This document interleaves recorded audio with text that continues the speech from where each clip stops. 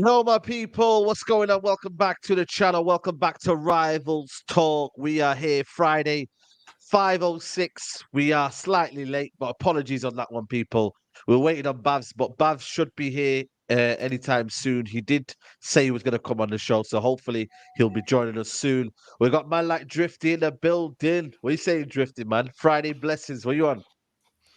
I'm not gonna lie, bro. My whole demeanor is completely changing minute by minute. So yeah, all Okay. of that. Yeah. I've tried to be optimistic. I've tried to do the whole give the club time and not do the whole ranting and all that kind of stuff. But yeah, I'm a different brother now. Yeah, I'm a different brother Yeah, now. But I'm no, blessed though. I'm absolutely. blessed. Big up everyone. Yeah, big up to you, man. Big up to you, man. Yeah, Huey as well can't make it as well, unfortunately. So it's kind of crazy. We got the Community Shield preview, but you know what I mean? The two brothers are not here, man. But big up to everybody who's here anyway. Charlie, Chelsea, what you say, man? Unbeaten in pre-season. You look like you are ready for the season, man. I'm telling you now. Yeah, bro, we're not doing too badly, mate. Since last week, unbeaten pre-season, didn't lose to Dortmund, which could be more than said for your boys, mate. But yeah, goalkeeper through the door, centre back through the door. Still no Caicedo though, which is so frustrating. Like Henry knows about these sagas, like it's taking so long. But I've got to the point now where as long as we get him, then that's all I'm bothered about. But things are looking good. Obviously, it is only pre-season, but that's all we've got to go off. And compared to last season, it's so much better. So yeah, can't complain too much. Yeah, man. Big up Turkish saying don't like to see you like this, Shifty. It's crazy, man. Arsenal fans feeling sorry for Liverpool fans, man. Tables are turned now, man. It's He, crazy. do- he he But we doesn't got feel man like sorry for me one bit, bro. He doesn't feel sorry for me one. Hey, big up, man. Big up Turkish though, man. Yeah, man. Big up always, man. Big six later on, people. Make sure you tune in. And also Henry in the building, man. Listen, man, Henry, new signing. We'll talk about it, man. I'm hopefully not gonna see no ranting going on your channel because lately, every time I come on, it's either you, Sava, or Sean moaning somewhere. Like it's crazy, man. Well, But it's should it's be the happy football today. club, isn't it? It's the football club. Yeah, But yeah. listen, Van de Ven, here we go. Solis as well today. Here we go from Argentina. Now we just got to wait for midnight for Kane. That's the deadline. Bayern Munich have put the money on the table. Levy's got to make a decision. But listen, I'm good. I just want this drama to end. It's been going on for years now, ever since the Man City links, and he still hasn't made a decision. But apart from that, I'm all good, man. Obviously, big up everyone in chat, and thanks for having me on again. Yeah, man. Big up the chat, man. 500 already locked in. Make sure you hit the like button, man. Pay your rent. That's the word I'm hearing on YouTube right now. So I'm going to use it as well, man. So pay your rent, free content, and smash the like button on the video.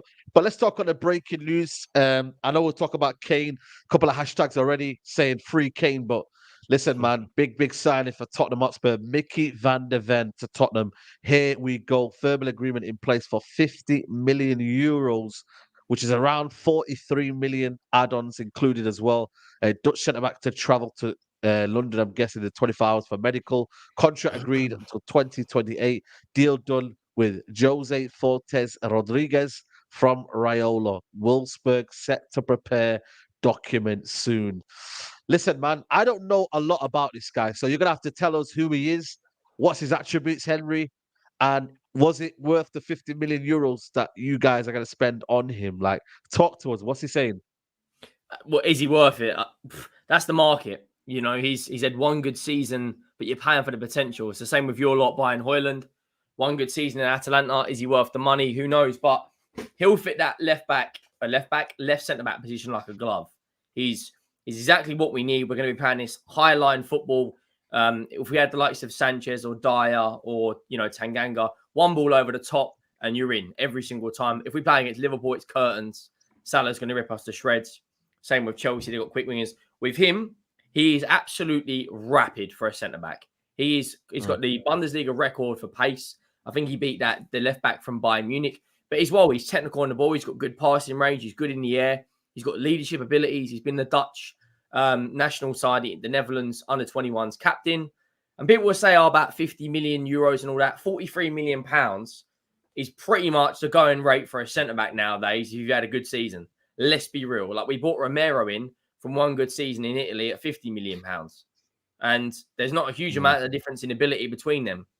And now you put a calm voice next to him, that Romero needs, all of a sudden it's a game changer for us. The back four don't look so bad with Royale, Udogie, Romero, and Van der Ven. You get a DM sitting in front, a number 6, not someone like Douglas Luiz. I mean, an anchor who's just going to sit there, like Amrabat, for instance.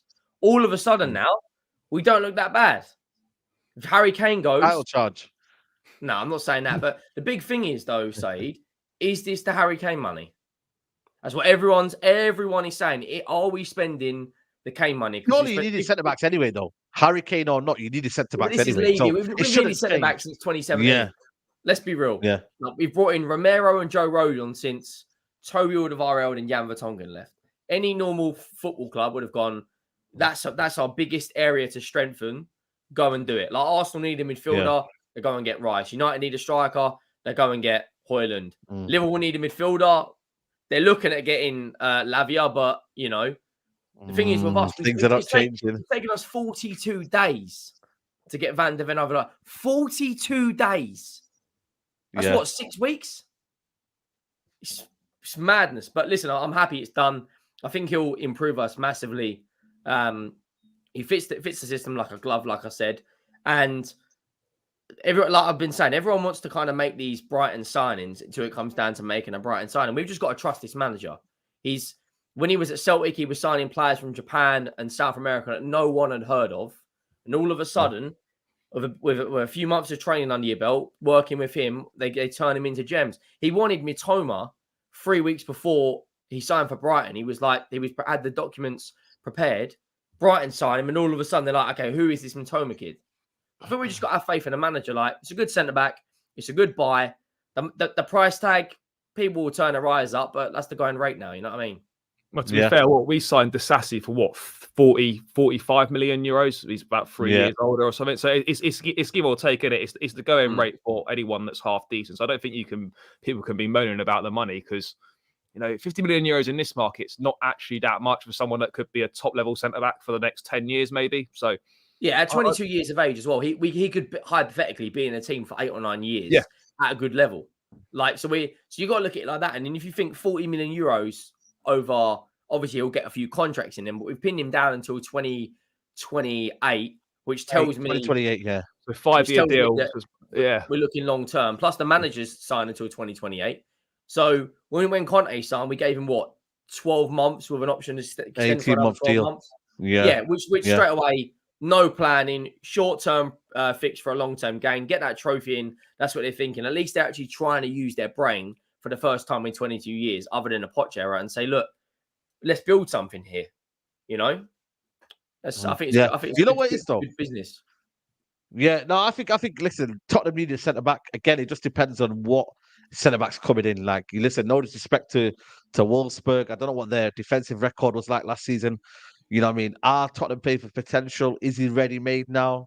It's one of them. Drifty, will you kind of link with it? Because obviously you need a left centre back as well. So, like, what are you saying? Is this the guy that can elevate Tottenham, especially when we know what Romero needs? Romero needs a calm centre back, experienced centre back next to him.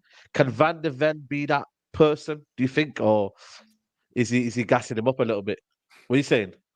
I mean, to be honest with you, I don't truly know enough about him to fully give an opinion on him.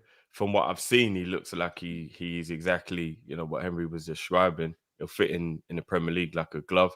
I think quick defenders. One thing that they do in the Premier League is they make up for their lack of ability mentally if they're not really that great of a defender with the physicality. Yeah, I mean, I think that's a little harsh on Walker because I think he is a much better defender than people give him credit for. But his physicality definitely helps him out of some of his situations. You know what I mean? I think Walker's the best right back to play in the league, personally. But like, I know that. Yeah. I know there's like Zabaleta, there's Gary Neville, there's some amazing right backs. But for me, I think Kyle Walker is probably the top of the list. But some people think that's controversial. Oh, okay, yeah. Sometimes people I think it's him or Neville. Like, you got to put Neville in there. 13 Premier League titles. Like, that's a joke. Like, United ain't won a Premier League ability-wise, I think Kyle Walker's better. I think he's done it in the. I'm not saying Champions Leagues and whatnot, but I feel like ability-wise, Kyle Walker for me is a better all-round player than Gary Neville. Gary Neville was Mr. Reliable, Yeah. whereas I think Kyle Walker for me is a better player. I think Ivanovic is a shout for me. He was a monster. Games evolved, though, hadn't it? Though from when Neville was playing, it's like the role of the fullback's totally different now.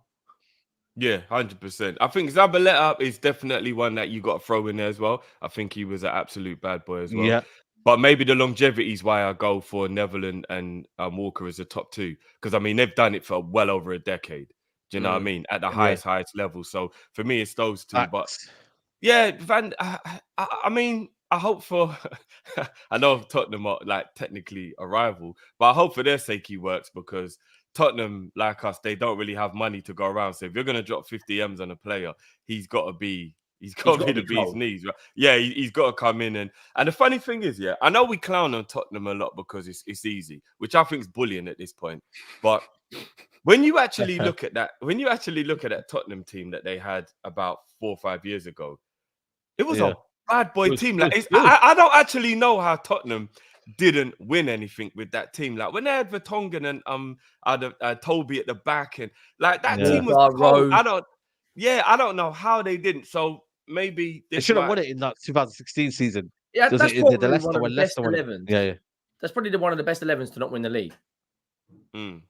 It was a really good team. Yeah, you know what? You're right. Especially Reece was in his prime then, and you know what I mean. So maybe with him and Romero. You know? That's not stopping you guys. It's the history of the Tottenham, and it's sad because I'm not gonna lie to you. I don't dislike Tottenham. You know, if there's a team that I don't dislike, it's Tottenham because they've never done anything to me. We've had good years. You've always taken our best players. That's about why. 6-1. Yeah, we've had Carrick. Kind of enjoyed that. Berbatov. Sorry. Kind of enjoyed the 6-1. That Spurs gave you. I'm not. That again. That was an anomaly. That was Mourinho's vengeance. That was Mourinho's kind of vengeance that day. But we've had some good history. I remember that 5-3 game back in the day. That was a brilliant game. You know, like obviously, you know what I mean? It was the Berbatov. And I want Tottenham to do well, but I just think something's always missing from Tottenham. I don't know if it's from the mentality of the fans. Levy, obviously, of course. Levy's a big one of them. But, you know, someone's saying, hey, you don't dislike them because they're not a threat to you. It's not even that. Like, I don't have any... I've got one best mate, he's a Tottenham fan. And big up to him, He's got a season ticket this season. And you know what I mean? Like, I don't know. Other than that, I don't know many Tottenham fans apart from Henry, Expressions, Tones, Fuad. And then I think that's it. And then obviously Patrick as well. So, and Sean that I've just met now. So I feel like for me, it's like, I don't know, man. But Tottenham, let's see what happens with the defense. But they need another centre back though. They can't have Dyer still lingering around. Bring in he needs to be the Maguire. If we do sell Kane, right? Let's say because the money's on the table. I'm sure we're talking about it in a few minutes or whatever. But if we do sell Kane, go in right now and get Tapsoba for £45 million, and then you're thinking we got two competent centre backs and Romero. Depends what Romero turns up. I'd put Romero on the bench. If we sign Tapsoba, I'd have Tapsoba and Van der Ven, Udogie, Royale, and then go and put another 40 M's down on a DM. Because if you look through all teams, good footballing teams, they've always had that triangle, two centre backs and the DM. They've always you can't find a good team throughout the Premier League that have not had that triangle. That's so important. And whatever's left, go and buy another attacker. We've already brought in this Salise from that our fans are saying the next one. Who's that? Well, no one knew his name until yesterday, right? No one knew who this kid was from, Rosario Central. He scored 15 goals or something in 27 games. And our fans will tell you he's the next Aguero or Messi or Alvarez. He's just a guy from Argentina, right? He's not even playing at River Plate or Boca Juniors. He's playing at like the Argentine version of Spurs, 8th place. And that's not enough. Richarlison and this kid is not enough to replace, in my opinion, one of the best number 9. Well, I'd probably say top 3 number 9s the Premier League's ever seen. In terms of the volume, you can't argue it. The volume of goals is a joke. Yeah. What are we going to do with Richarlison and this kid? Son's 31 now as well. Like, is that how old Son is now? True. Yeah, well, bloody hell. The Korean law says he went back in a year, didn't he? Didn't he? Yeah, the Korean law younger. He's 30, but to all of us, he's 30. Bro, man. Listen, everyone's getting older. I'm 29 now, man. So you got to remember, everyone's getting older. So if I'm 29, what are these players that I grew up watching their age? So everyone's getting older now, man. So it's one of them for me, in terms of the situation. But I think ultimately, though, when you actually deep it, though, Tottenham could have a good year. But again, it depends on the man, Harry Kane. And we're going to discuss it right now, which is kind of crazy. Florian Pettenberg has been leading the situation here, saying Nah, this guy's a Bayern clown, mate. has. Yeah. Well, listen, the fact that he put in Koi's here is mad, by the way. He changed his so- header on. Go onto his Twitter account. He changed his header to himself with a selfie of Harry Kane. I don't know if he's still no got it there. way. There you go. Oh, look, yeah. absolute Wow. clown. Does he support Bayern? Does he support Bayern, by He's the a way? Or is he Bayern just Munich supporter. wow? But basically, new offer, 100 million euros with bonus payments included. Bayern boss is expect an answer in the hours. And I think Fabrizio Romano mentioned that Bayern and expect Tottenham to decide today. And the Harry Kane deal, as Midnight. reported earlier, the position is clear on Bayern's side. Make or break after new improved bid.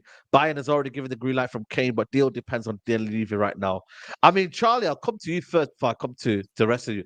Imagine that, yeah, your club is being told by Bayern, listen, make a decision now, today. Like you, man, have got to make a decision today, and we're going to give you 100 million euros, which is 85 million British pounds. Still, I think they could get 10 million more, Tottenham, if I'm being really honest with you. But I think that's a bit of a mad one, that, like, been told what to do now Well, at this last stage.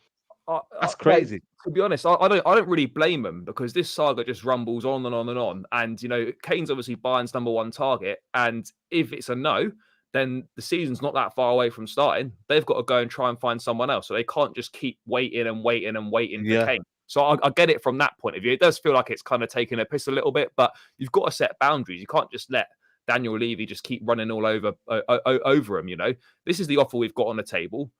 It's being retracted at midnight tonight, and you either take it or you leave it, and you run the risk of him going for free.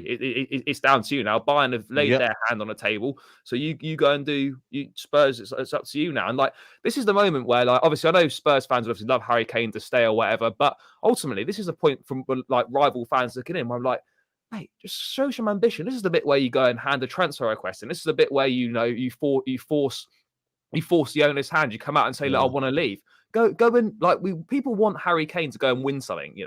I want him to go and win something. It's such a shame to have a career like he's had to end up with absolutely nothing in the cabinet other than an Audi Cup in the pre-season. So hang on, and the Tiger Cup. Oh, the Tiger Cup as well. Yeah, the Throw Tiger that in, Cup. Kings of Singapore. But, I'm just looking at it. I'm like, it's like, Harry, this is your chance right now. This is your chance to go and play for a top team like Bayern Munich under a top-class coach like Thomas Tuchel. Put him into Champions, like Kane signing for Bayern makes them Champions League contenders. I'm not saying he wins it for him, but he puts them back in the conversation for the first time in quite a while. And like, the move's right in front of you. Like, everything you've supposedly wanted to leave and to win trophies is right there. All you've got to do is say you want to leave. And it, like, I don't know what he's waiting for. I mean, I don't know. Levy must have an idea now already what he's going to say, but yeah, it's just a mad one. It's just one of them, I suppose, from a Spurs perspective, where you just want it done. Whatever the outcome is, just get it done. And I think, like, if he does stay, he's got to sign a new contract, because otherwise you're just booting the problem 1 year down the line. Well, it's not really a problem next year because he goes on a free unless he signs. But yeah, look, at this point in time, I just wanted to show some ambition. Just go, just do what you need to do. Tell him you're leaving, and that's it. And I don't think you're going to get a better offer than around £85 million for him. I mean, if it was a Premier League club, he'd probably reject it because it's abroad. Obviously, Spurs like us aren't in Europe next season. I mean, they're not exactly contending for European trophies either. Like, him going to Bayern is no loss to Levy in terms of Kane's not going to come back and haunt them as such. So yeah, I don't know what he's waiting for. It's decent money for someone with 1 year left on his contract. Just take it, and then you can just forget about it. Spurs can move on, rebuild. Ange can know what he's working with, because as a manager, he's trying to plan, and he doesn't know if he's got Kane or he hasn't got Kane. So think how difficult that is for him as well from his point of view. So yeah, it just needs to be dealt with as quickly as possible. And Bayern, I think, have dealt in the right way by just setting their stall out And, they can't keep waiting and waiting either, because the striker market, as we know, is not good this summer. So they need to go and find someone else quickly if Bayern saying, if Kane says no or Levy says no to this. So, I think it's a good move from them to start forcing Levy's hand, because Levy always has the upper hand in negotiations, it seems. So now it's time for him to be sort of put in the back foot a little bit. Yeah, big up Mohammed A says 10 more million, Said. You want him to stay. Listen, man, if Harry Kane's on a free next year, Mate, you want him on a free? Bro, I'd take him, man. I'm not gonna lie. Mate, I want him on a free as well. Bro, anyone could get him. Yeah, I don't think everyone gets involved if he's free. Everybody gets if involved it's free. if he's free. Real Madrid, Bro, Barcelona, everybody gets involved if he's free. 100%. 100%, man. But how did you feel when you heard that, Henry? Because you got ultimatum now today, but still, are you happy with 85 million? Are you kind of like, I'll take that and let's just move on now? Or you still want 95 million for Harry Kane? What's your cutoff point in terms of price-wise? So I think that the add-ons, I think it makes it to £103 million after 18 months in his contract. It goes up to 103 million if he stays there 18 months. Look, we need to just end this saga. If he's going to go, you go in and hand a transfer request. Show some ambition. Look, I get his whole family somewhat in a relation to this football club, right? His brother's the agent. His cousins have all got some connections, right? They're all season ticket holders and whatnot in the box. They are all, and the fans adore him. We sing he's one of our own. He probably thinks to a degree we're like some sort of family, because he's been there since 10 years of age. He's gone all the way through the first team, debuted at 18 years of age in the Europa League. He's done everything besides have that silverware. He's played in Champions League finals. He's played in cup finals. He's the North London Derby record goal scorer. The only thing in the Premier League he hasn't done is won that, or he's hunting down Shearer. But at the same time, all that in harsh reality is irrelevant unless you've got something to show for it. Because in 30 or 40 years' time, no one cares that you scored 14 goals against Arsenal. You look at Jamie Vardy, right? Jamie Vardy went from Fleetwood Town to winning the Premier League. What a story that is. Kane at the moment has gone from, nothing to our record goal scorer, but there's nothing in between to say, this is what I've got. These are my evidence. Look at this. Imagine your grandkids. You're sitting down with your family. This is me back in my heyday, and I've won nothing. Go to Bayern Munich, right? Get your silverware. You could come back if you wanted to, back to the Premier League in a couple of years after you've won 3 or 4 trophies and got your flowers, as they say. Come back to the Premier League and still break the record. For me at the moment, it's ridiculous. It's been going on for 3 years, on and off. Is this the window Kane goes? Is this the window Kane goes? If I'm Harry Kane, though, I'd stay 1 more year, and in January, I'd get the marketing team to let every club in Europe know that I am available, and you have your pick. You get probably £15 million signing on fee, so you're laughing, and then you could go Liverpool, any Premier League team. Liverpool have Kane, they're well in a title race. Man United have Kane, they're in a title race. Chelsea have Kane, they're in a title race. He's that good of a footballer. But you can't go through your career without winning anything. He will go down as the greatest player to have won nothing if he stays at Tottenham. Because we're miles from it. I mean, as much as the Van der Ven news is great, we still need 5 or 6 signings to be anywhere near where the Lavia apparently wants us to be. What do you think, Drifty, in terms of what's going on here, man? Because again, like I said to you, at midnight is tonight the deadline. You know what I mean? It's mad that there's a deadline set and the transfer with deadlines not till I think 2nd of September. Like, which camp are you in? Who do you see more? Where do you see which one do you favor more in terms of how people are perceiving the deal? I'm always going to be on Harry Kane's side with this situation because I actually respect his loyalty. I know a lot of people are saying that he doesn't have ambition, which is a fair label to throw at him, but I respect loyalty. I think that's completely lost in football at the moment. So I think it's a bit unfair that people keep saying staying at Tottenham means he has no ambition. No, he loves the club he plays for. Like, why we was trying to spin the narrative the wrong way. That's what I can't stand about social media. But Henry's right that he does need to win stuff being a player of his ability. Like, you got Steven Gerrard who won every single trophy there was apart from the Premier League, and people still try and batter him with that. Like he lifted a Champions League and people still try and batter him with the Premier League. So people are going to destroy Kane if he finishes his career and he doesn't win a major trophy. Do you know what I mean? But this deal's not going to happen. Is it? Who can tell me here, anybody in world football, that can bad up Levy? That man's got more pride than a pack of lions. Do you really crazy, think man? that anybody can actually tell him what to do and he's going to do it? Unless Kane puts Has he in ever a transfer flapped a request, deal? this ain't Has he ever happening. flapped a deal? Has he ever flapped a deal where he's been like hard done by? Like, has he ever sold a player, Henry, that you thought he's undersold in a sense? Like, because I'm looking at Daniel Levy, I'm thinking like, bro, like he literally just he plays hard to get, and that's about it. Like when it's about winning trophies, this guy never delivers in that aspect. But obviously, when it's when you look money, at Levy, right, throughout transfer windows, he's got this reputation as a shrewd negotiator. Like you don't get the better of Levy, but that can also be his downfall because at times when you think that's right now for me, 85 million for a player that don't want to be there, yeah, right, and had agreed personal terms with Bayern Munich, right? What 4 weeks ago tells you he don't want to be there. If someone said to me, 85 million pounds with add-ons, with the add-ons are realistic. The add-ons, if he wins the league, which is essentially practically more than likely, and if they get into the quarterfinals of the Champions League, which is more than likely. So you're thinking, okay, it's not like at Arsenal where they put in if Rice wins the Champions League, it ain't happening, right? It ain't happening. That's realistic. Cash in. He don't want to be there. Everyone's seen throughout football having a player unhappy in your dressing room. It's chaos. Man United with Pogba, Man City with Tevez. It is chaos. I'm not saying Harry Kane will do that, but you got to cash in. Like the only other problem is if we do cash in, the striker market is dead, and everyone now knows we've got money to burn. So you know what someone said yesterday? That in what do you call it? Tottenham should go all in for Ferguson. You know that kid from Brighton. See, I like test Ferguson. the waters because he could be the next Harry Kane when you deep they're it. a nightmare to deal with, though, mate. Yeah, See, Brian. I'd rather go and get I know Kolo that. This is I'd go all Kolo out. Muani. That's a good shout. That's a good shout. Just wait until January and get Ivan Toney. It's literally what you like. He's the perfect replacement. Yeah, the problem is though, Ivan Toney's going to have so many attractive offers. If Chelsea come in, you are going to join everyone over Spurs. Let's be But real. hopefully by then they'll all have strikers, Henry. That's the thing. Because I don't think Chelsea can wait till January. Man United have already paid all this money now. Liverpool don't really need one. Man City don't need one. Like, do you know what I mean? Like I mean, Arsenal technically could be a team that might get involved, maybe.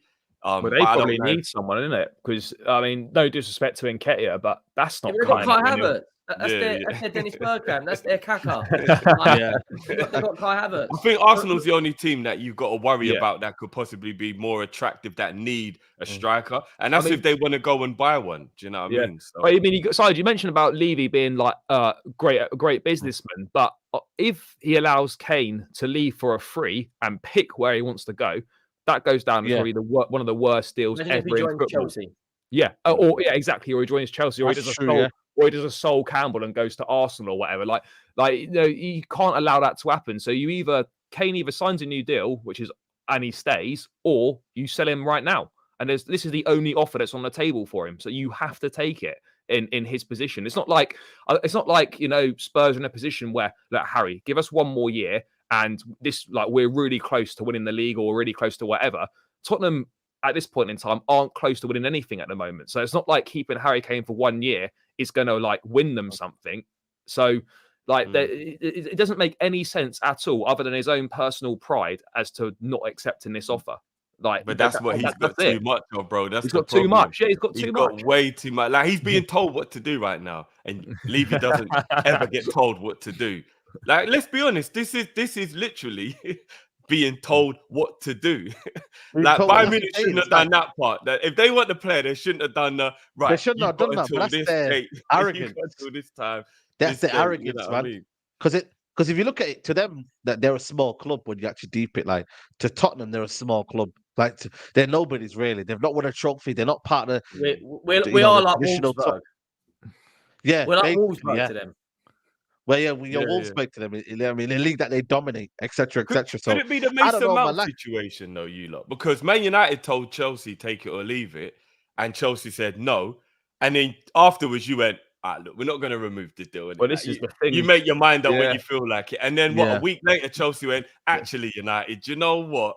We will Because you know take why that though? money. It's the value of a player though. Who do you value more, Harry Kane or Mason Mount? Like, let's not be real. Like Harry Kane and Mason Mount, they're come on, real, man. yeah. If you're talking about value with a player for his ability, Harry Kane is a £250 million player, especially in this market, and that's just an absolute fact. But for a 30-year-old, you've got to be realistic. At his age now, that drastically brings down his valuation. If Harry Kane was 25, he's a £250 million player. Like I don't care what anybody says. How many he's other 30 now. You know what I mean? Like, how many other players can do that in that Tottenham team? 30 goals a season. We didn't even have a midfielder or a defender or a winger that last season. Yeah. Right. That performed like to perform to a good standard throughout the whole of the year. Everyone was purple patch. Bentancur injured. Romero doing Marcus Rojo things. The goalkeeper, you know, his most famous thing last year was he got the speeding ticket. He was absolutely useless in net. Right. Who scores 30 goals right now in world football in that Tottenham team? No one.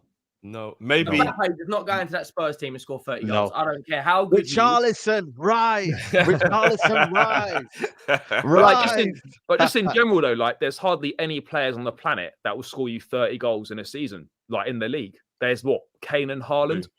Like that's it. Like in terms of scoring you 30 league goals. So look, I mean, talking about replacing Harry Kane, like you don't replace him. You switch up what you're doing. And you try and do something different. Because if Spurs look at it about trying to replace Harry Kane, they're never going to replace him. They have to look at a different way of playing.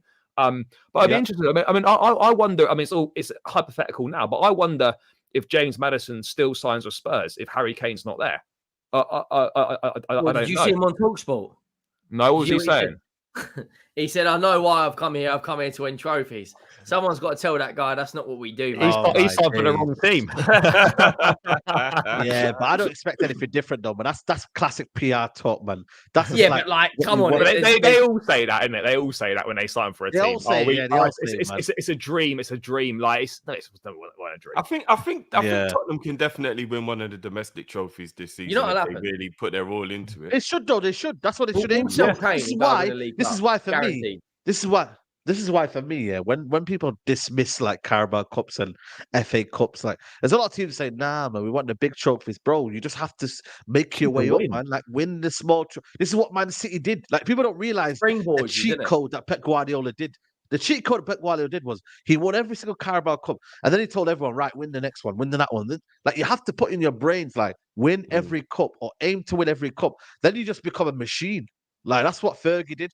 Guardiola does. Every trophy that needs to be won, just win it. Like it is weird, isn't it? The way football works with this, because I know we didn't win the Premier League or the Champions League when we tried to do the quadruple, but people laughed at us when we still did the parade to say thanks to the fans.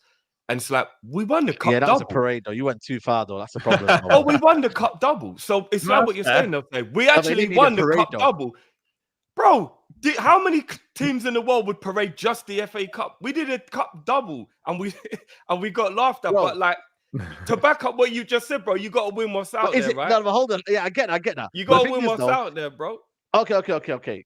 I'm trying to think of an analogy here, but like I feel like for me, when you win that sort of a cup, it doesn't need you to go around the middle of the city centre and parade and tell, guys, we won the FA Cup and the Carabao, 10-15 years ago, everybody paraded the FA Cup side. We made a DVD, mate. You are Liverpool. You are Liverpool, man. You are the mentality monsters. You are that team. Bob Paisley, Bill Shankly, trophy after trophy. You don't parade FA Cup and Carabao Cup. That's an expectancy. So for me, Drifty, I think that's bang out of order, man. I really do. No. What would have been bang out of order is cancelling it the day before it was meant to happen, and then everyone who'd bought train tickets and all that stuff weren't able to go. But then you don't organize it. Yeah, but just on the domestic cups though, like there's no reason for Chelsea, Spurs, etc., with playing one game a week to not take the domestic cups seriously. Put a strong team out in every single round, because that's all we've got to play for, bar the league. So like people laugh about the League Cup, right? And it doesn't. You don't have to win many games to win it. And it sets a precedent about winning. It's the first trophy available, and it gives you that boost for the rest of the season as well. Like when Mourinho first come to Chelsea back in 2004-05, he identified that. We won that because we hadn't won any trophies for ages as a club, and that gave us the springboard then to kick on. And actually, do you know what? As a group of players, we can actually win. Yes, it's a League Cup, but you've shown that you can win. So like these cups are important. People laugh at them and they belittle them, but they are important. Like if you win them, it's great. But then if you lose, people are like, oh, it's crap. And that's where I'm going to come to next. That's what I'm going to come to next. Sorry to cut you off there. No, that's what I'm going to come to next in terms of the Community Shield. And before I do that, big up City champions. I'm sorry, but Kane needs goals, needs context. He only scored 1 goal in the Champions League last year. Also took his record in knockout competitions. He doesn't turn up when it matters the most. I would agree. That is very harsh. I would agree that he's poor in big games. I think that's fair to say. I think he disappears in big games.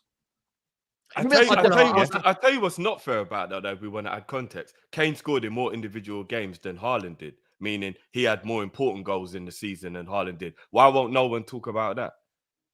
Also, let me ask you a question, If you had a one-off game, Wayne Rooney or Harry Kane, who do you choose? Because I'm choosing Wayne Rooney, I'm choosing Rooney as well. Rooney's played in these teams that have had like superstars everywhere.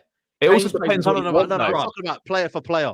But it depends what you want, though. In their prime. What's the picking? Harry Kane or Wayne Rooney? What's the game, Wayne Rooney. What's the game? Just any game. Is it a final? What is it? Okay, let's talk about the biggest stages of all. Like we're talking about the Champions League final. I'm taking Wayne Rooney.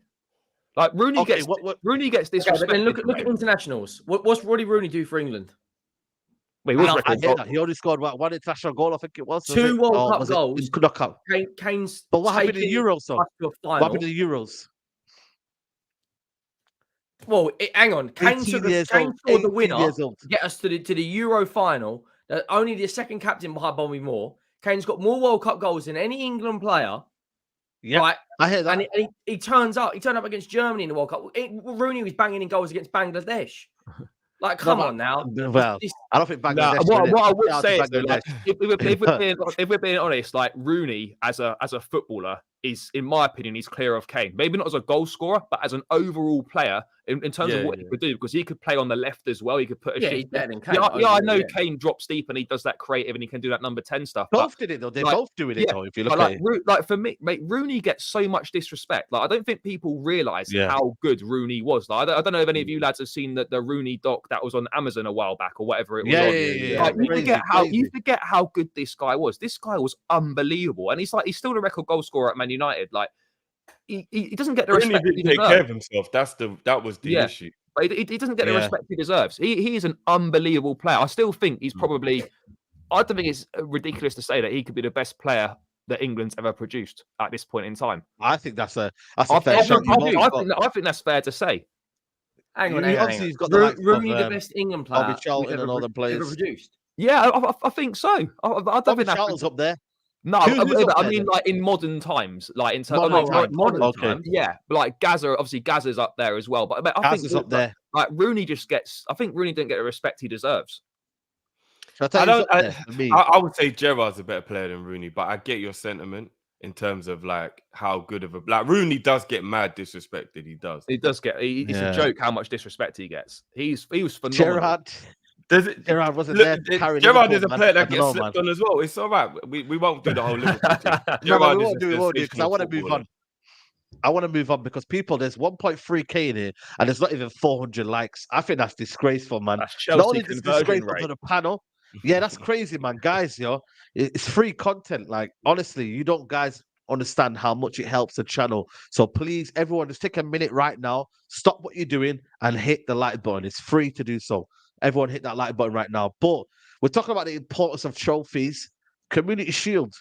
Is it slept on there, Drifty? Is it the importance of the Community Shield slept on in terms of the season ahead? Arsenal now get a first trophy in 3 years.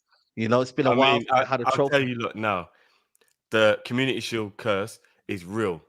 So do not win that trophy. Yeah. So I just want to put that out there. But look, if we're gonna act like that trophy means something, that's when I think it's a bit laughable. Like we won it last year. I'm not trying to claim that. I mean, we won more than Arsenal, didn't he? Then, right?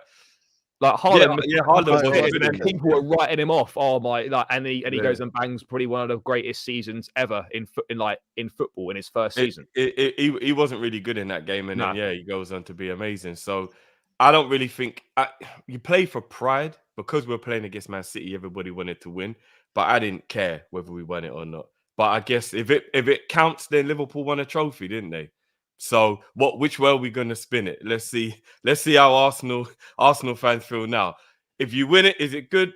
Because if it is, then we had a better season than you because we won a trophy last year. Spin it whichever way you want, innit? Like, I think it's more of a psychological thing as well, isn't it? Like getting a marker down before the season starts. I know it don't really it probably doesn't mean much over 38 games, but just to get a boost. But maybe not so much for Man City, but for Arsenal having come so close and bottled it, and not being able to beat Man City, even in this Community Shield, if they can win, maybe that just gives them a bit of confidence going into the season that actually, do you know what, we can actually beat these. Because I think when Arsenal go and play City, they know that they can't win. So like, even though this is probably a game with not as much riding on it, perhaps like people taking it a little bit easier than they would in a league match or whatever. Like, I think this could be a psychological boost for Arsenal if they were to be able to turn City over and get something for it. Do you remember when they beat us in the Community Shield a couple of years ago?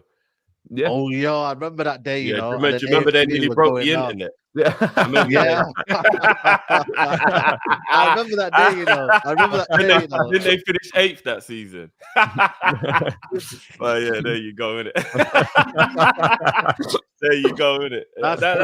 It means nothing. I'm telling you, it means nothing. Honestly, listen.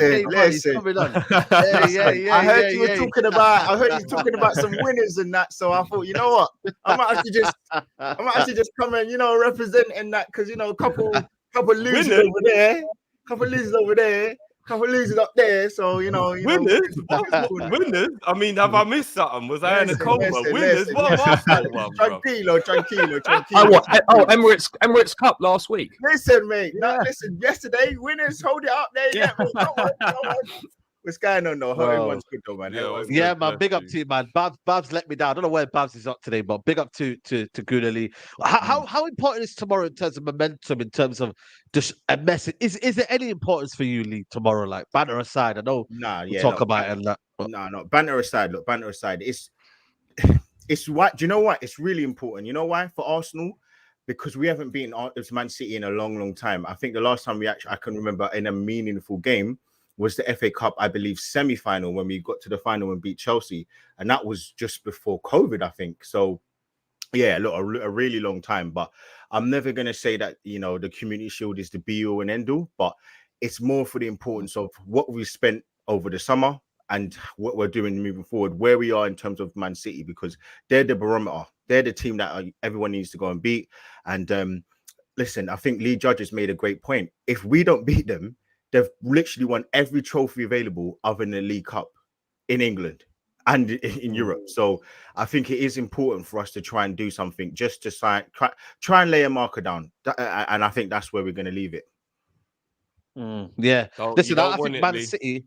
Yeah, go on. You don't want it. The curse is real, bro. You don't want to win it. I'm telling you, you don't want to win it. If you win it, forget about the rest of your season. I know, but you know what, though? You have, like, if we lose again, all you guys are going to keep saying, oh, we spent all this money. We go up against Man City. We can't beat them. We didn't put up a fight. So it's almost like we're damned if we do, we're damned if we don't. Damned if you don't. You've won, you won the transfer window. I was trying. There you go. Look, exactly. So and to be honest, Arsenal even won the transfer window. Apparently Chelsea have. That's what I've been hearing. I don't know if it's true. Mate, you're going to spend another? I don't know. Another goalkeeper coming in. That's my favorite word, isn't it? What I've been hearing, bro. Just say that's what you think it is like. No. Apparently Chelsea have won the transfer window. But listen, man. No, Arsenal won the transfer window, 100%. Listen, man. Listen, like, for real though, like for real. When you look at it, look, we have to play. We have to put in a good performance tomorrow. I think we'll say Sunday. I think we have to win. Sunday. Yeah, sorry. So I think we have to win. But it's difficult because Man City, they've got De Bruyne, they've got bloody Haaland, they've got the manager, they've got the 5 centre backs that all play at the back. Ake's going to be fresh. They've got what's your name, Rodri back. They've got all their players. So, and look, one player doesn't make a team in Jesus, but he is so important to the way we play and link going forward. And the drop off between Jesus and Nketiah is just astronomical. So that's another thing that we're going to have to obviously deal with. But I'm not even going to say there's any excuses really, because ultimately we've spent the money, as we spoke about yesterday, Saeed. We spent the money. He's been backed. And the longevity of him being there, this is now entering into his 5th season, I believe now.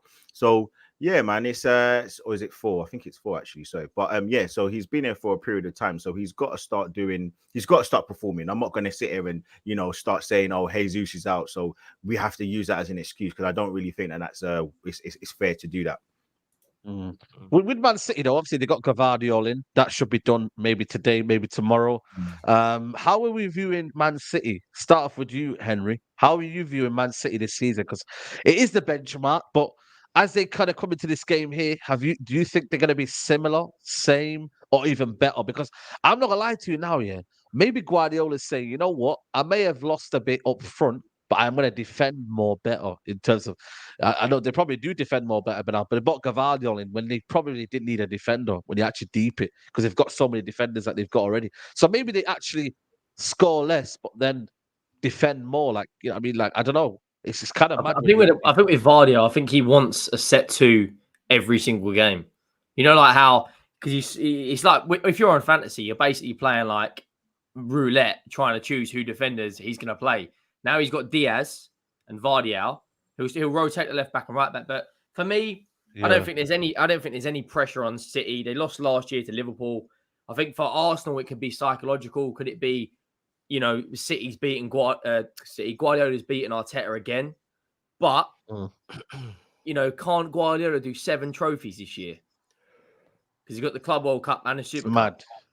Like, so if there's one team that's going to do it, it's him. But I don't know. I think for Man City, no one's going to judge them and say, oh, they're not going to win the league if they lose to Arsenal.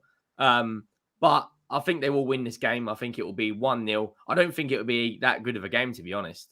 I know that their recent games have been, a bit like goal fests. I think it was 3-1 at the Emirates and 4-1 at the Etihad. I just think both teams are going to just try and be sussing each other out. And I think Haaland will score. I don't really look at this game. It's like a glorified friendly. That's all this is. It's not. There's nothing really in this game where I know everyone's going to say, "Oh, you ain't won a trophy," and I probably would do some disgusting things for a Community Shield. But I don't look at this game like that. It's a friendly. Like no one goes in and say, "Oh, we've won the Community Shield. Let's go and conquer the world." Not like Jiffy said, it's a curse. If you win it, strap in because you're in the dodgems, mate. If you, I think it's only 5 teams have won a trophy in the same season they've won the Community Shield, and it's only Ferguson and Pep, if I'm not mistaken. Man City and Man United are the only teams who've won a trophy after winning the Community Shield 5 times in 32 years. The curse is real. I'm not seriously, the curse is real. You don't want to win that Community Shield, man. Mad. Didn't Leicester win it and then nearly get relegated? Yeah, I think so. But that's what I'm saying. No. Like, for Arsenal fans, look, I believe I don't know if you remember, a few seasons ago we played them in the League Cup, and we lost 3-0. I think Company even scored in the final. We then lost to them 4 days later, or I think even 3 days later, 3-0 again at home when we played them in the Emirates. So they've been slapping us for years. They have been absolutely, doing us over. As I said, the only poignant wins we've had against them, I believe, have been in the FA Cup. So, look, we have to start putting a marker down. For me, really and truly, I'm not saying that. I'm not going to sit here and say, if we don't win, it's the end of the world, because it's not. Because ultimately, it's still pre-season, but it's just it's more the opponent, because they picked us to the league last season.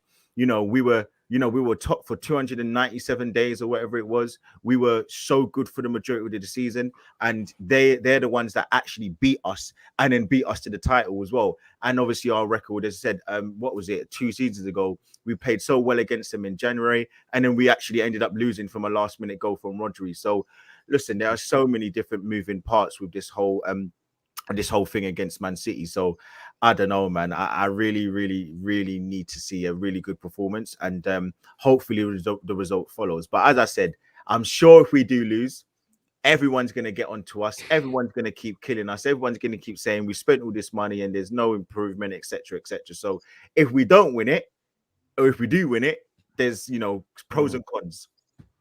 No, 100%, man. And like I said, Sunday we will be there, man. You know what I'm saying to you. So, yeah, let's see what Everyone's happens. going to be between doing their that game.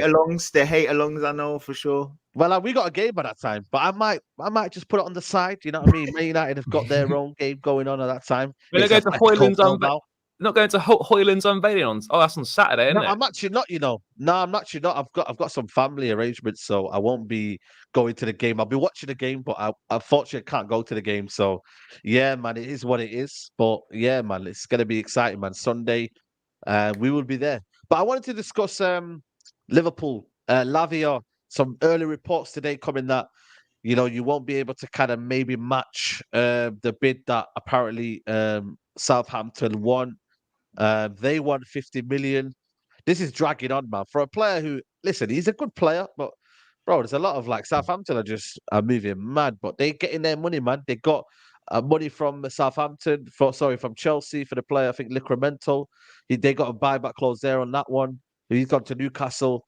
But yeah, how you feeling about Lavia, man? It's just another saga that's dragged on. Caicedo, this one. You got Kane. There's a couple of Mbappe. sagas that have just dragged on. You got Mbappe Yeah. as well, innit? Yeah. Mbappe's dragged on as well, but Lavia's been the one where I thought that would have been wrapped up quickly, man. Like he's a nice guy. Southampton relegated, loads of respect to them. You move on, you get your money, you build on again. Like, bro, like what are you doing? Like, it's a bit too much, man. If you expected it, then that's because you don't know our owners, bro. Like seriously, FSG out, man. like fuck FSG. I can't stand these people. Like. Bro, like seriously, and the wickedest thing is, a lot of people have had this agenda against Klopp, which is ridiculous. I'm not going to go into that. Klopp out, Klopp this, Klopp that. I want all those people to tell me what they're going to say now, because Klopp told them who he wanted, and they still ain't getting him the player he wanted. So everyone always wants to blame Klopp and do all this FSG apology stuff and all this crap. Talk to me now. Where are all those people now? Because he's clearly said, this is who I want, and they're still not giving the man the player that he wants. 50 mil might be a bit much for Lavia.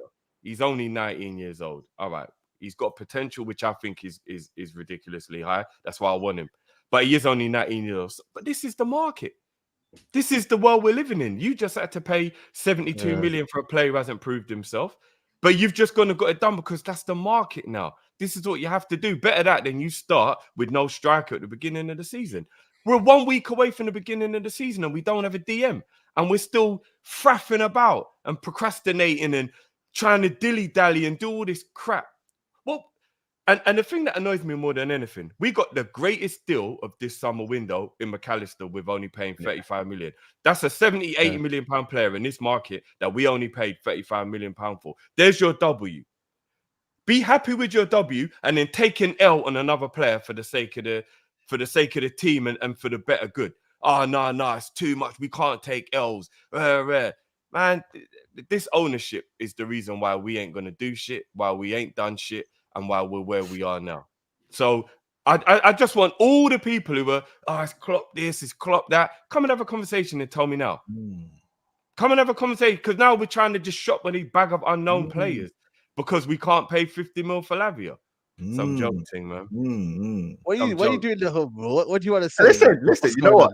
People don't know. Drifty is my absolute brother. He's the reason why I started YouTube. So I'm never gonna get onto him. But Drifty knows that I don't agree with him with the whole Klopp thing. I think there are way too many excuses made for him. The fact that people don't talk the fact that he wanted to keep Henderson, he wanted to keep Fabinho, he wanted to keep Milner. Why don't people talk about that? So there's a blame that needs to be leveled at his door. Because he knew this. He knew this stuff was going to happen. He's going to lose the player and he's not going to get no one in replacement. I'm also going to say it's happening in front of our eyes, bro. He's lost these players and they're not giving him a replacement. I'll be real. You're going to throw away your old trainers if you ain't got new ones yet, Lee. No, because then you can't leave the house, bro. If Klopp's the one that's made the trainers go all the way to the floor, if Klopp's made those trainers go all the way to the floor with holes in them, you might as well go bare feet. Because that's what Klopp does to his players. Your parents should buy you a new pair of shoes, big man. Why are you coming to school after summer holidays with the same shoes you had last year? But your parents also say, don't play football in your school shoes. Bring your trainers. And what do you keep doing? You keep playing with your football shoe, with your school shoes instead of playing with your football trainers. And that's what's happened. I don't know. Some of them Clark shoes back in the day, you used to be Hey, able look, to Yeah, you could, but your mum and dad always said, stop playing football in your kickers and bring your football trainers and put them in your bag. And now, silly old little kid, he didn't want to do it. And then what happens? Bob, your But uncle. Klopp's the kid who's told he can't play football in his school shoes, but they haven't given him any trainers. So basically, that means he can't play football, full stop. Like, it's mad though, isn't it? Because like, got Chelsea Liverpool next weekend, right? And both teams have basically got no midfield for the game. It's ridiculous. Yeah. I get Chelsea's turn on the whole situation, because even though I think Caicedo is worth it, he's a sensational player. 100 million might be a bit out of Chelsea's budget. 50 million is not out of our budget. No, It's But you know what though? Can we get to the bottom of it? Maybe, and again, I'm not necessarily saying this for certain. I don't want all that toxic stuff where the manager starts outing the owners in public. We don't do well, that. let's see what Tarek said. Tarek said we don't do that, brother. Yeah, drifting, my brother. Klopp can easily speak out against FSG as Eric Ten Hag did as well. And I was going to say though, Drifty though, I was going to say maybe the owners just think that his IQ is shit and the player's not worth the money. Maybe that's what it is. It could be. I'm not saying for definite. He's losing his spark. Who are they to tell anybody anything? They don't know football. FSG can't turn around and tell Brighton who he wants isn't good enough. Maybe they're looking at the numbers. Maybe they're looking at the numbers and they're saying, look, this guy that he wants, we don't trust that we're investing 50 million pounds in this player, and he's the player that is going to bring us forward. Maybe that's what it is. Maybe that is. I don't care what it is. Yeah, they don't know what they're doing. They're tight. They have no ambition. All they care about is making money. All they do is balance the books. They don't put extra money in. Even when we build a new stadium, we have to pay them back. We are the only club I've ever heard in my life who owe our owners money. Is it not their club? How can they borrow? Levy's like that, to be fair. Levy's like that. No, but you got a bank loan, right? You got a bank loan to build your stadium. We loan the money from FSG, but don't you own the club? How can you loan yourself money? Mate, what's mad is like all four of you lot hate your owners, and we don't. Well, some people. I think Arsenal fans are okay, man. They're all right now because they're spending money, so they don't hate the. They're spending money, exactly. No more conky out protests. No. Remember, like, since 2018, he's been investing heavily into the squad. So that is what we wanted. The protest is what we wanted, and he's now changed. How many trophies have you won under Kroenke, by the way? 2 FA Cups. Okay. They're spending that Super Bowl money, innit? The Rams won the Super Bowl. That was a big windfall for them. So that's how much money spent? So since 2018, they've spent, what is it? 6? No, they've spent way more than that. They've spent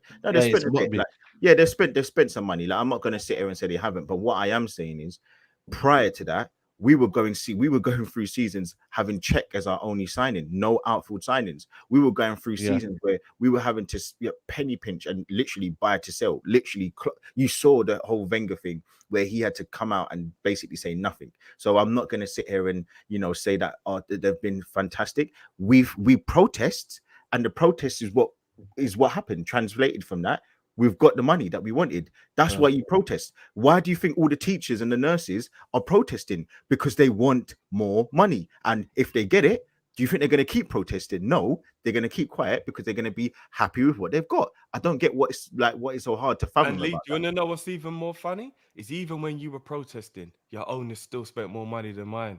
Yeah, listen, that is fine. But now your owners you were rioting in the You know what? I heard a great stat yesterday that in your last 6 or is it 5 signings, all of them are forwards. So whose fault is that? That's not what we're talking about. You know what? That's a good point, because you should be able to get all of the positions that you need with a budget. No, right, but Drifty, if you know your house, the roof is leaking on one side and the other side, and you're like, you know what? I still want to get those 97s, those Nike 97s. Are you going to fix those 2 leaks in your yard, or are you still going to get those 97s? But our front line needed to be fixed. No, but Drifty, you didn't have to buy. We had 3 players in our front line. So you're saying you needed Firmino, Salah. Mane and Firmino were getting older.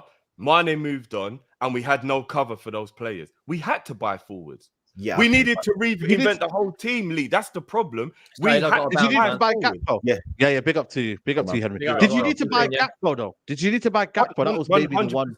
100%. At the time when we bought Gakpo, we only had one fit player, and that was Salah, I believe. We had Jota was injured, Nunez was injured, Diaz was injured, and Gakpo was seen as the long-term replacement for Firmino when you guys went in, and he was almost about to join Man United, and we had to get involved. Otherwise, we would have lost out on the player. So I have no issue with us buying Gakpo because it was either that or he goes to you. Same with Diaz. He was about to go Tottenham because he was a target. We had to jump in. Otherwise, Tottenham would have got a player that was one of our targets. Do you remember all those seasons? But the owner should have provided money to buy more. This is what the problem is. Do you remember all those seasons ago when Arsenal kept getting bantered because we how long did we not replace Vieira? We didn't get those midfielders. We didn't get a DM. Yeah. We were linked to Kunde. We were linked to every deal, and we never got them. And we kept getting more forwards. Nasri, Haleb, Rosicky. We kept getting more and more. I was like, why are we not fixing the defense? Why are we not fixing the midfield?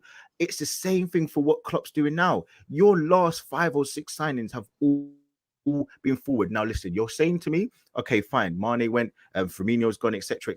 But I also look at it on the other side that you could have spent that money. You spent 70 M's up front on midfield and a midfielder, and again, maybe you needed him, maybe you didn't. I don't know. I'm not a Liverpool fan, but what I am saying is your prices, yes, Szoboszlai, your money could have been spread a bit better with some of the players. And if you're saying that a 6 was so a priority for you, why is it that everybody else can see it, but your manager's not making that a priority? Because that should have been the first signing. It wasn't a priority until Saudi Arabia stole for me. That's what I was going to say. Like for that surely weren't in the plans this summer to be selling Henderson and Fabinho, both of them. So I reckon Liverpool probably they probably got caught out a little bit. None of them. I don't think none of them were planned to be sold. I don't think they were planning either of them. I still think from the outside looking in, people would say, okay, Henderson maybe go, maybe not go, but he wasn't a starting player anymore. He wasn't good enough to start. I don't know what people will think, but I'm not going to say he's that rubbish that he needs to go, but I don't think he was the starting caliber for Liverpool to go for. Okay, cool. So that was one player that will probably need to be replaced. We saw what Fabinho was last season. He looked pretty much cooked. I don't know what you guys think, but again, another player who would. So one of those 2 players you probably would have sold. I agree. Even logic says your forward line wasn't the issue. Your midfield was a big issue. Now, listen, the season before that, you went for the quadruple. Maybe a few people thought, well, both of those players aren't going to drop off to the level that they did last season. Okay, you know what? I'll give you that. But I still look at it. You didn't trust Thiago because of the injuries.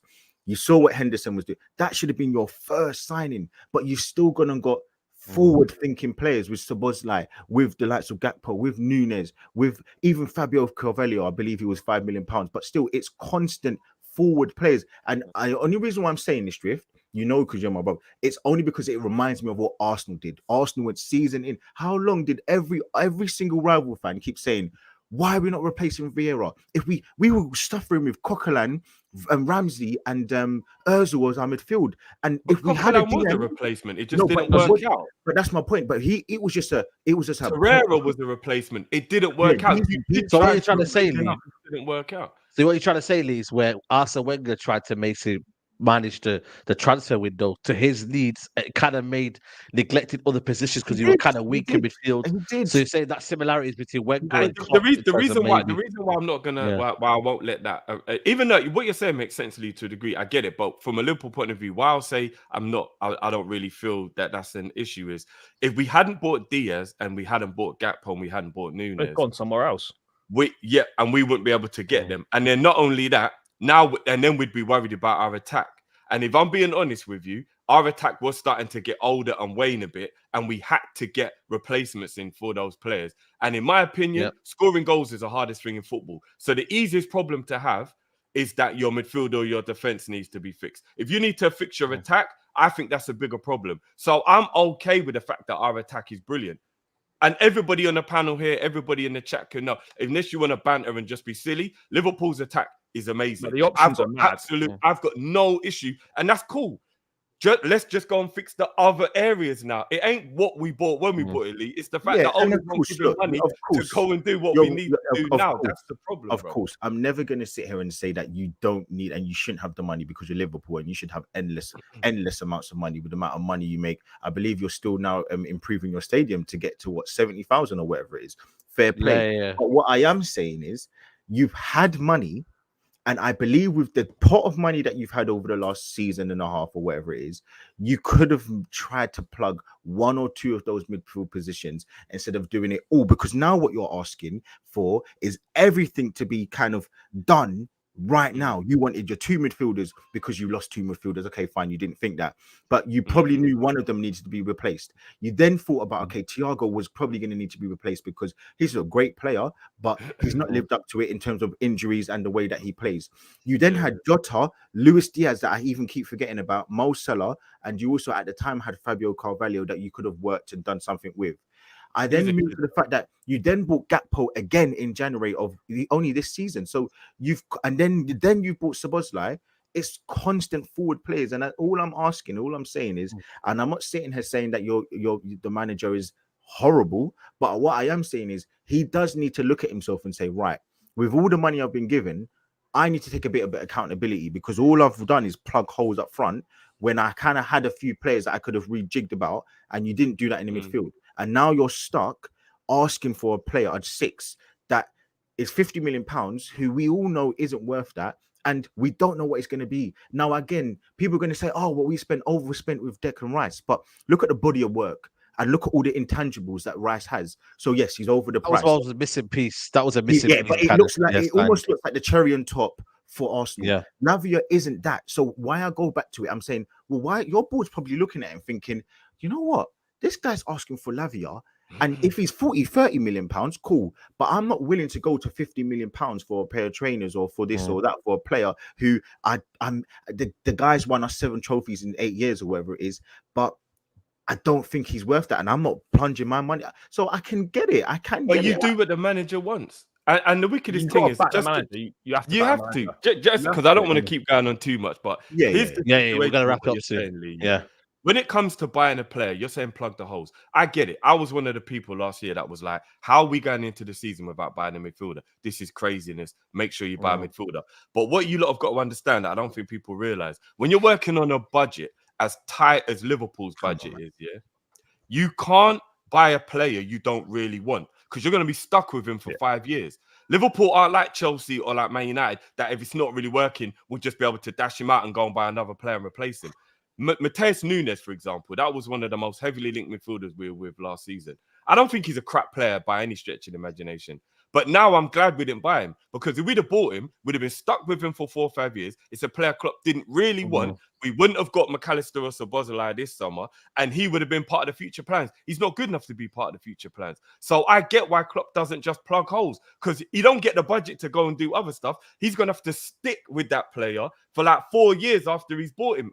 He'd rather not buy someone than be stuck with someone he don't want. So even though it's frustrating, I get it. I get why he does what he does. Sometimes you got to overpay, though, innit? Just last thing, sometimes you got to overpay a little bit. Like United probably overpaid for Højlund. I think that's probably fair to say. But he needed a centre forward. Ten Hag wanted him, and they backed the manager and gave him what he want. Chelsea, we're probably going to have to pay more than we wanted for Moises Caicedo. But sometimes when you desperately need a player for your team and it's going to make that much of a difference, you've got to pay over the rate. And if it works out, no one cares that you spent 70 million on Højlund, or no one cares you spent 100 million on Caicedo. Sometimes you just got to pay a little bit more to get in what you want, because then you're going to make that money back from what difference that's going to make to the team and making it be successful. So, like, I think sometimes you just got to pay a little bit more. And like when you're from Liverpool, right, when you're bidding like 42, 43 million pounds, what difference does an extra 7 million make in the total package? Like, it's ridiculous, isn't it, really? Exactly. No, but it is about player in, man. We got 2 loan players, mate. Yeah, you can plug gaps with loans, but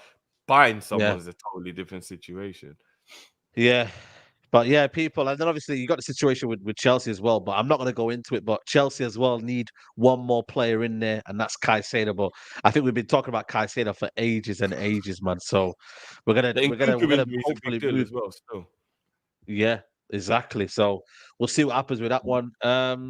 But yeah, people, man, we're gonna wrap it up here, people. It's been a very, very good show, very, very insightful show. Like I said to you, man, Rivals Talk every Friday, 5 p.m. People say Bav's bottled it. We'll have to message. We'll have to see what he says later on, man, because maybe he didn't want the heat from Huey in it. So we'll see, man. But Gunali, thanks for stepping in, bro. Appreciate it, man. Appreciate it. Come on, man. Yeah, man. Big up to you. Big up to you as well, mate. Drifty, big up to you, bro. Love for coming on, man. No, come on, it's a pleasure. Make sure you lot smash the like button, man. Big up everyone. Always enjoy these chats, man.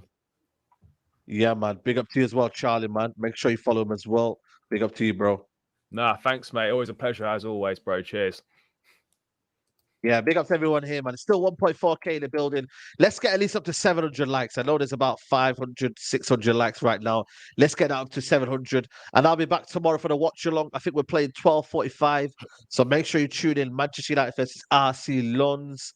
And yeah, man, we'll see you there, man. But this has been Rivals Talk. We're out.